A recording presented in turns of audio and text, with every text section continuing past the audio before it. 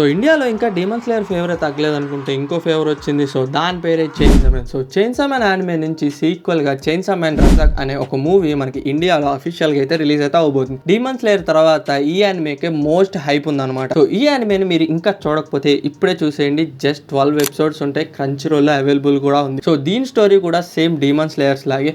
అందులో demons and demon slayers ఉంటాయి. ఇక్కడ డెవిల్స్ అండ్ డెవిల్ హంటర్స్ ఉంటారు. స్టోరీ గురించి మాట్లాడుకుంటే ఇందులో మన ఎంసీ వచ్చేసరికి వాళ్ళ ఫాదర్ చిన్నప్పుడే చనిపోతారనమాట. సో వాళ్ళ ఫాదర్ చాలా అప్పులు చేసి ఉంటాడు. సో ఆ అప్పులన్నీ మన హీరో అయితే ఒక్కొక్కటి రీపే చేస్తూ ఉంటాడు. సో రీపే చేయడానికి మనోడు ఆర్గాన్స్ అండ్ ఈవెన్ ఐ కూడా అమ్మేస్తాడు అనమాట.